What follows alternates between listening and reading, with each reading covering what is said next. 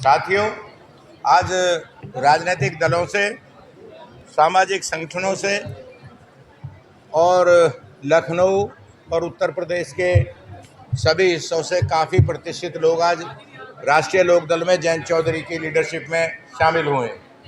मैं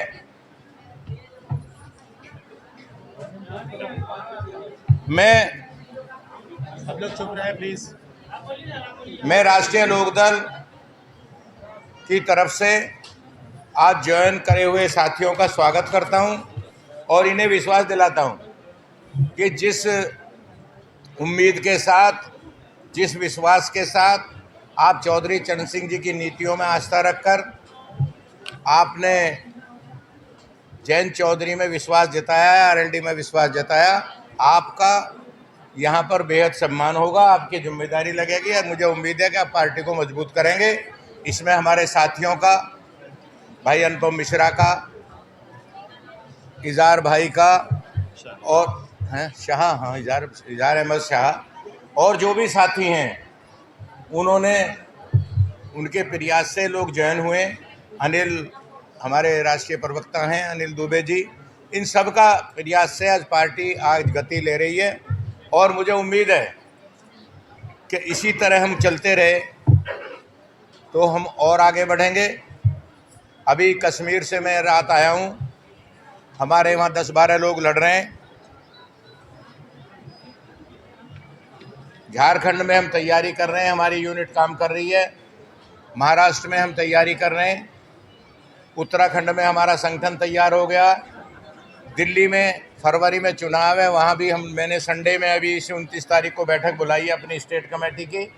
हम सब जगह लोकदल तैयारी कर रहा है और हम आगे बढ़ रहे हैं। मैं आपसे इतना बता रहा हूँ कि जो चौधरी चरण सिंह जी के ज़माने में लोकदल की ताकत थी, जिन सिद्धांतों पर लोकदल चलता था, उन्हीं बातों को लेकर हम आगे बढ़ रहे हैं। कश्मीर में भी हमने 5 सवाल खड़े किए थे। एक किसान का सवाल, वहाँ का सेब 40 रुपये का 200 रुपये मिल रहा है लखनऊ में।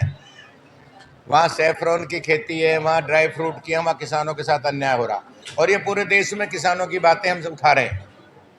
दूसरा, वहाँ पर हम लोगों ने बेरोज़गारी का सवाल उठाया। हम सरकार से भी लगातार मांग करते हैं और स्किल डेवलपमेंट के द्वारा भी हम लोग प्रयास करेंगे कि नौजवानों को आगे बढ़ाएं और रोज़गार के काम में आगे लगाया जाए। वहाँ तमाम सवाल हैं और पूरे देश में एक से ही सवाल हैं, चाहे किसान का सवाल हो, रोज़गार का सवाल हो, उनको करने में, उनको उठाने में, उनको कराने में लोकदल अपना संकल्प लेता है और हम आगे बढ़ने का काम कर रहे हैं। अभी आपने एक सवाल किया कि जयंत चौधरी ने लेटर लिखा। मैंने, आपको याद होगा कि जब हम एनडीए में शरीक हुए थे तो पहली प्रेस कॉन्फ्रेंस में मैंने कहा था कि हमारे मुद्दे वही रहेंगे, किसान का मुद्दा, नौजवान का मुद्दा, अल्पसंख्यक का मुद्दा, महिलाओं के मुद्दे, हम अब छोटे व्यापारियों के मुद्दे, हम इससे भटकने वाले नहीं हैं। जयंत चौधरी जी ने लिखा है कि ब्रज प्रदेश में ओलावृष्टि हुई है, किसानों का नुकसान हुआ है।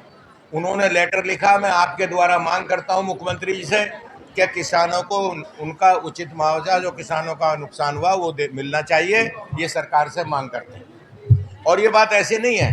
पहले हम लोग सड़क पर आंदोलन करते थे, अपनी बात कहते थे, अब हम सरकार से मिल के बात करते हैं।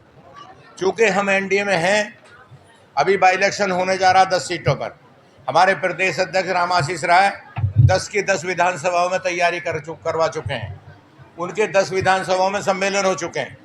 जिस तरह योगी आदित्यनाथ जी 10 की 10 विधानसभाओं में जा रहे हैं, उसी तरह हमारे प्रदेश अध्यक्ष रामाशीष राय 10 की 10 विधानसभाओं में गए और हम तैयारी कर रहे हैं। कई सवाल आप लोग करते हैं कि भाई कितनी लड़ोगे, क्या लड़ोगे।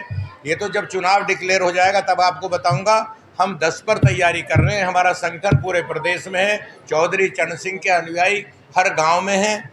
हम उनको जागृत कर रहे हैं, उनको सचेत कर रहे हैं, उनको आगे बढ़ा रहे हैं और वो लोग खड़े होंगे और एनडीए को जिताने का काम करेंगे।